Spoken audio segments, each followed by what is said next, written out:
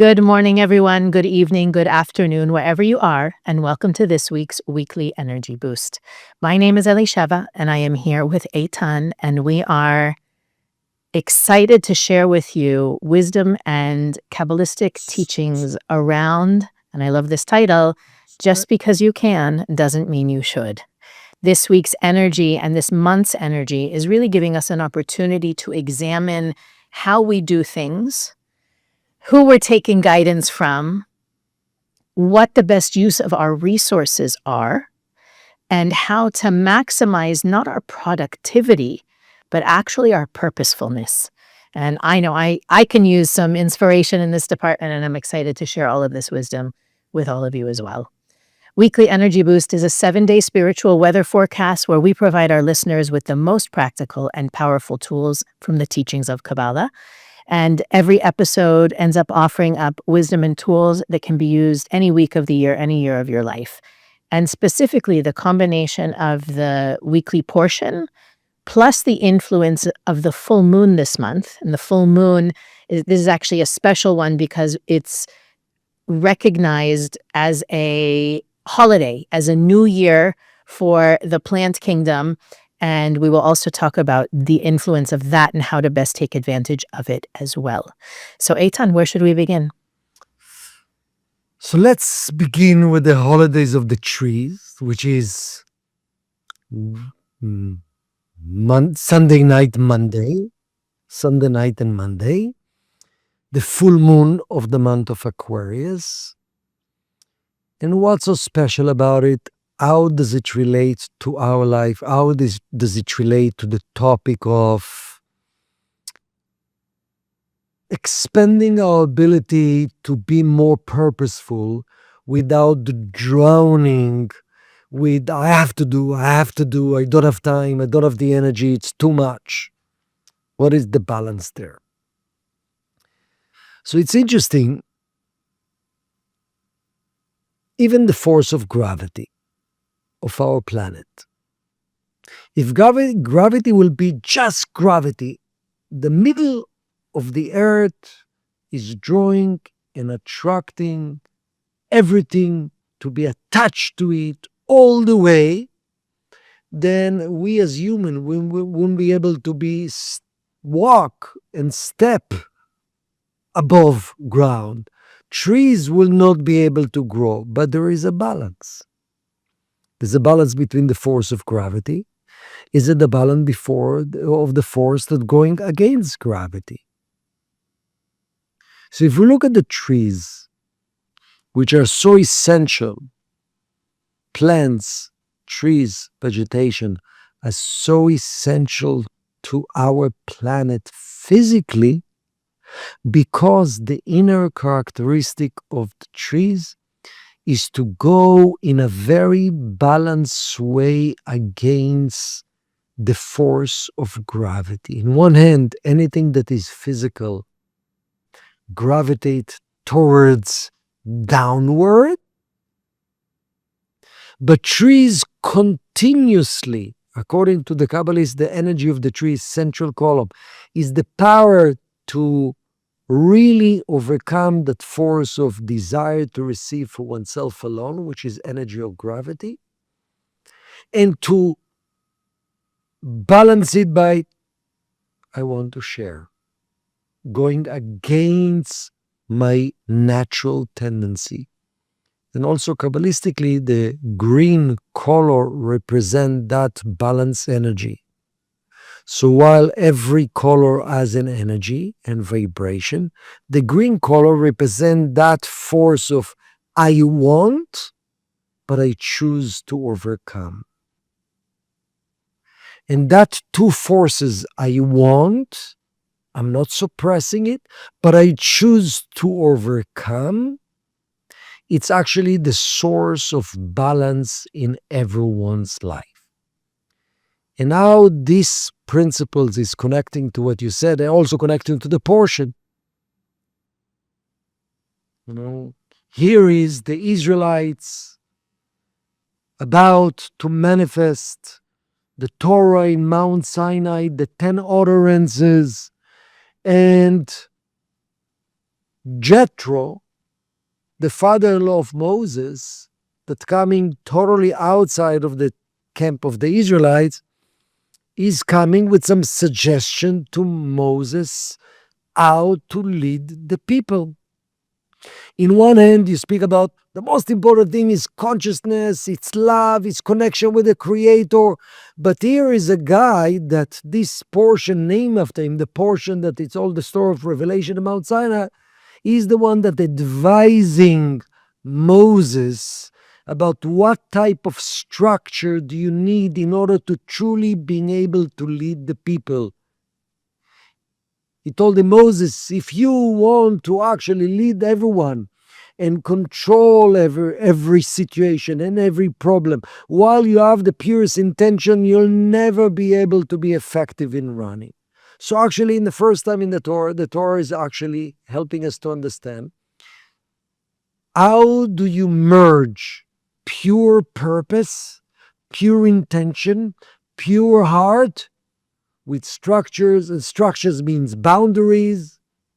Structures means this yes, this no. How do you balance these two forces? Kabbalistically, if you just come in this world, pure intention, pure heart, without structure, you'll never manifest. If you just come with structure, organization, what's right, what's wrong, without pure heart, you'll never get it. You need to merge these two forces, as the Kabbalists call it, love and awe, or the union between love and fear. What is that balance that creating the vessel for expansion? Think about your own life as a parent, as a business person, as a person that would like to express your purpose and manifest it in this world in a successful way. How do you improve yourself as a person? Not just a little bit. Get closer to your dream. How do you balance that? And that's what the discussion, like the trees as a major balance that bring us so much light. How do we find this balance? So where would you start, Elisheva?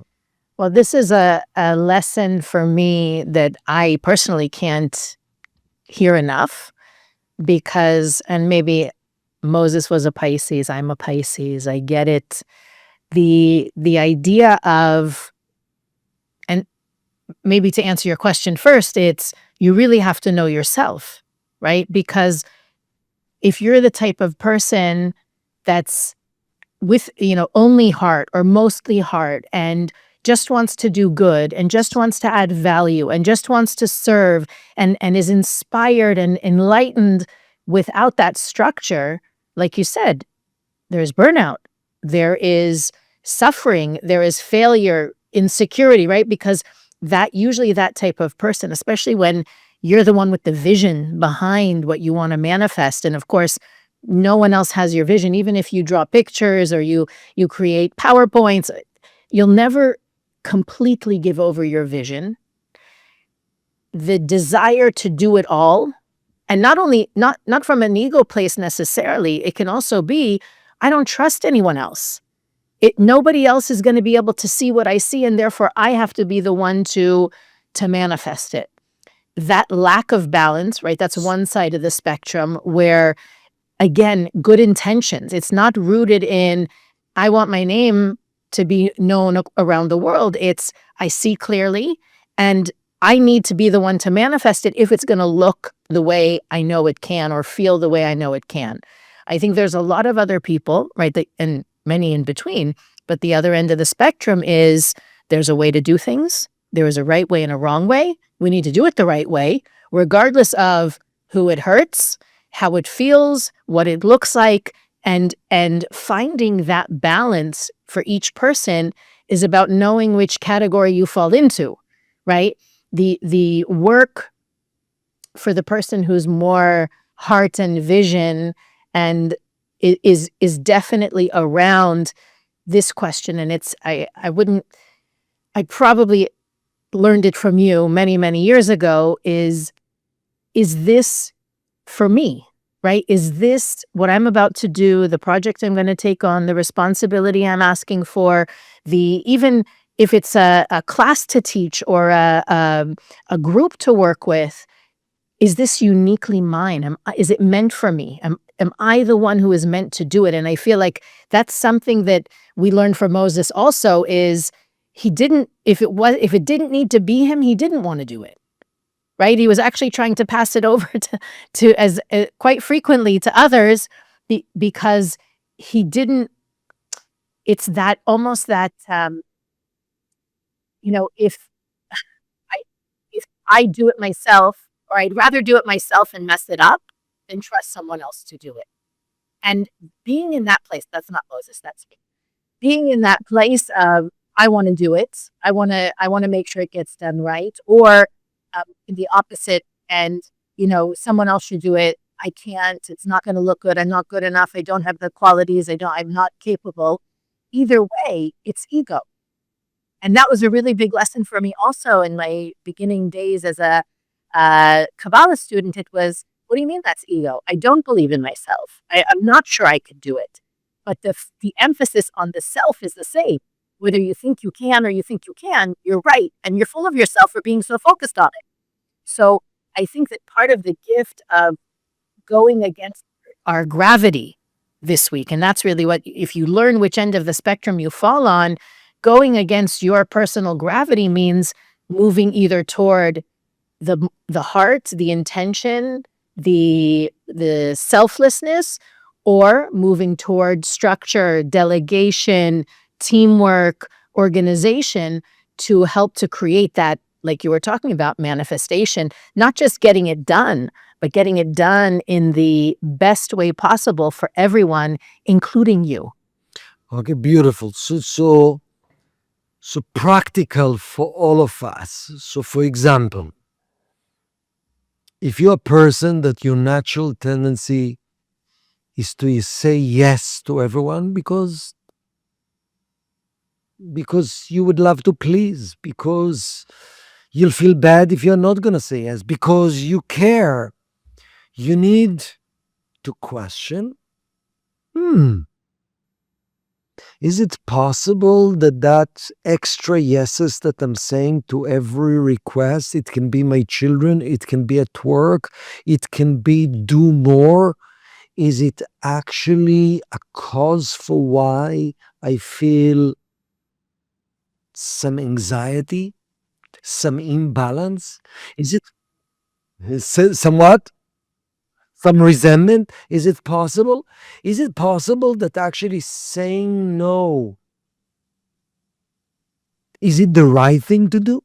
Of course, the intention is being more purposeful, being more giving. A lot of people think, oh, it's a time to take care of myself. I have to say no now.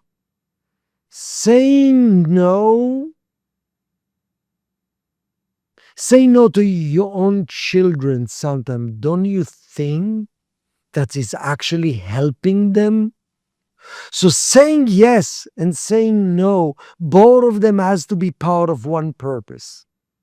Giving, growth, yourself and others, elevation, manifesting greater potential. And that's the question we need to ask yourself. Yes or no? But both of them, the yes and the no, has to be full-hearted. So, you want to grow your business and you're constantly struggling. Okay, so I need to do more and I need to do more. And then you feel stress. Wow. So I have less time for my kids, I have less time for my marriage, I have less time for my person taking care of myself, personal care. So is that's what I meant to grow and to expand? Pause for a second. The Creator wants to give us every day expansion in every area in our life. Is it possible that maybe you need to do a little bit less yourself and open yourself to delegate and let go of control and open yourself to attract the right people that can take the role, that can free you to do what you meant and what you good at? And it's all balance. Because if you're 17 years old and from day one you say, I don't want to do anything, I'm going to hire people around me, maybe your balance is first do. Do everything. Learn all the skills. Learn what is rejection. So, what is that balance?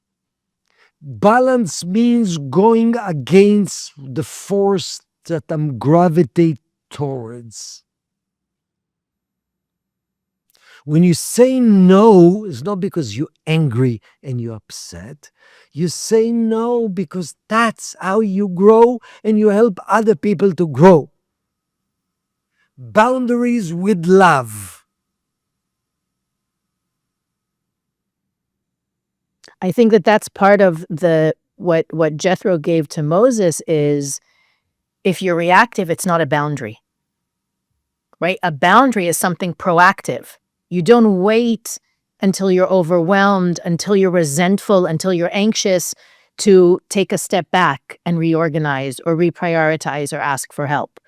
You proactively, and I think this is the connection to the energy of the month as well, because being that this is the month of Aquarius and Aquarians tend to have that, I'm going to do it myself. I'm going to pave the new road. I'm going to create this breakthrough. I'm going to, what's the word?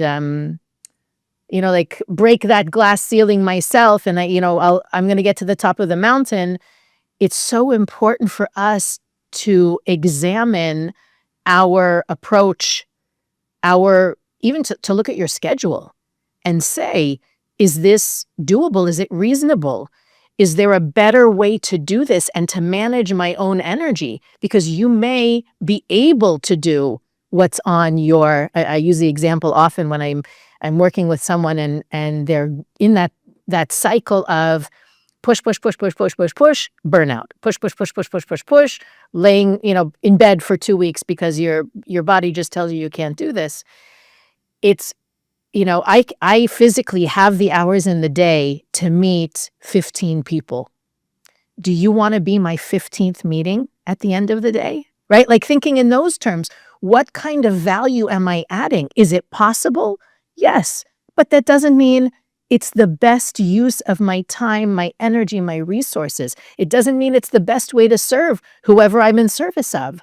So that difficult conversation, and it's probably more difficult in a month like Aquarius because we all have this energy of let's make a breakthrough. Let's go all the way. Let's do it. But wait a second.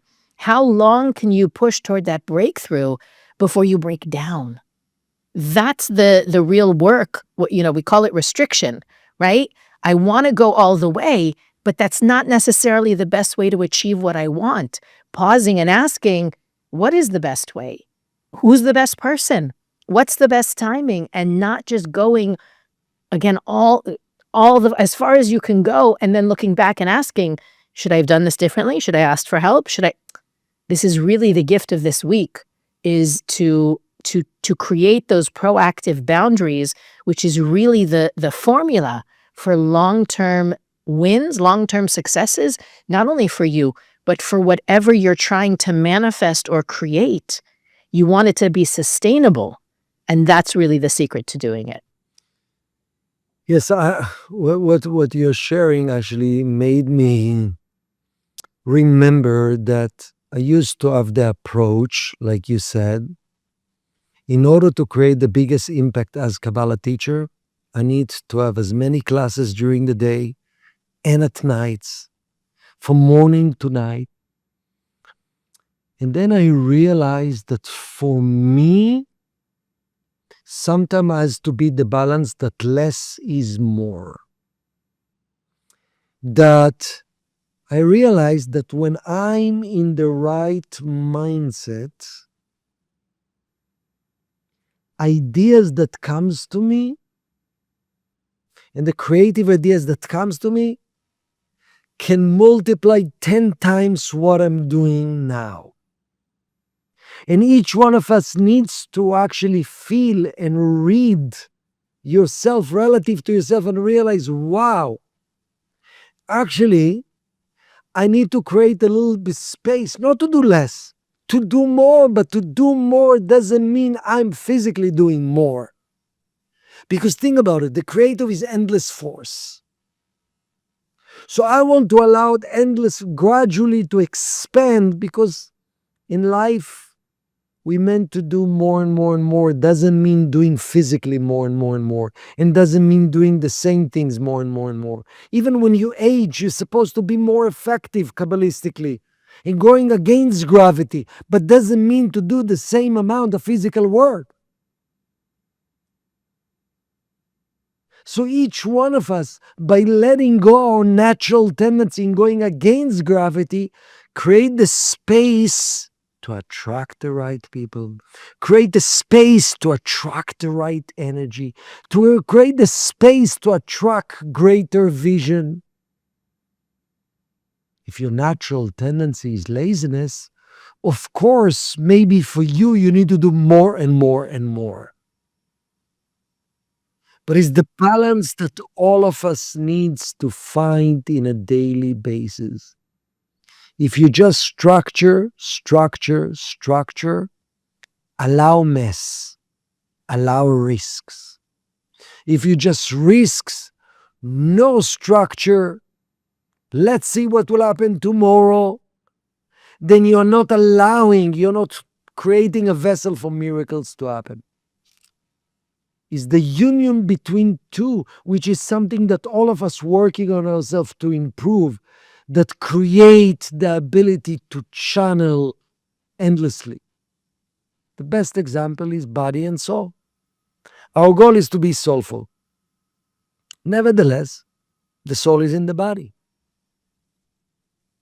And the only way you become more soulful in this world, if you express soulful action, loving action, kind action, growing action, study action, through your body, through your mouth, through your hands, through your legs, through your actions. So isn't it a waste of time to sleep?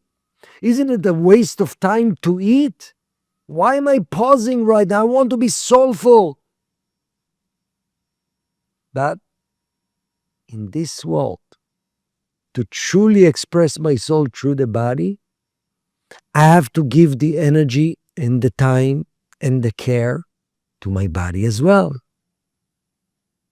Am I so much self-absorbed with taking care of my body? That can be, maybe it's imbalance. Am I so much just soul, the body doesn't mean anything? Who cares to go to the doctors? I'm trusting the miracles. It's also a problem. So in every area in our life, we have a cosmic opening this week to find the union, soul, body, purpose, structure. What you do, what you delegate. Always creating the space for more. I love that. And it's funny because I wanted to bring up the challenge between, but we're here to become beings of the desire to receive for the sake of sharing. So what do you mean I need to pause? What do you need? What does it mean I need to do less in order to do more? And you address that so beautifully. Before we send everybody off into the week, I wanted to ask you to share with us a little bit about the course that you're opening up this week in New York. Oh, yes. So this week, this coming Tuesday, February 3rd, on 7 p.m., I will teach the fundamental, the most powerful course of Kabbalah. We call it Kabbalah 1, which is manifesting your limitless potential, which usually I'm starting in person once a year. So I feel blessed. I thought many of these courses, but every time I'm inspired because it's about the purpose of life. What's unique about this course? I'm collaborating with other incredible people. I have Monica Berg, which is the co-director of the Kabbalah Center, and she's amazing in the topic of relationship. So we'll have a one class dedicated about love and relationship and transformation, in that their internal transformation that will show up externally. I will have Melissa Wood Tapperberg, which she's student of the center for many years, and also in the field, entrepreneur in the field of wellness. And she will be a guest speaker of mine in one of the topics as well. I will have Eugene Rem, which is in the hospitality field, owns restaurants, studied in the center for 20 years.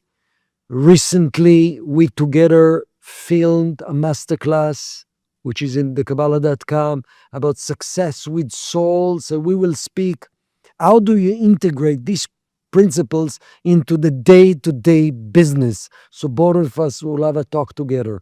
So it's something that it's available in person and recommend very much. You can look at the link. If you can join, space is limited. We're getting there. So we'd love to see you. Register in advance. And if people are listening after Tuesday night, can they still register and join if they missed the first class? Yes, they'll be able to register and get the recording of the first class. And then join for week 2. Yes. It's very exciting. We don't always talk about what we do in these in-person events because we have such a global audience, but this is such a unique opportunity. And I know we do have a lot of listeners in New York City. So if you've taken Kabbalah 1, you know the power of it. So if you have friends also that you want to begin to experience this wisdom, and they live they're able to travel to New York City once a week, it is a phenomenal opportunity to get started. We will put the link in the description of this episode, as well as on weeklyenergyboost.com, where you can also search our archives, send us a message, and click the donate button to support Weekly Energy Boost. You can also find us on YouTube, Facebook, and Instagram, where by following us there, you can receive even more content to support you in doing what we speak about every week. But as always, the greatest thing you can do in this moment is to share this episode. And the more people that are holding those healthy boundaries and focusing on the process more than the goal, I think this world is going to be a much better place to live in. So thanks for being with us, and we'll see you next time on the Weekly Energy Boost.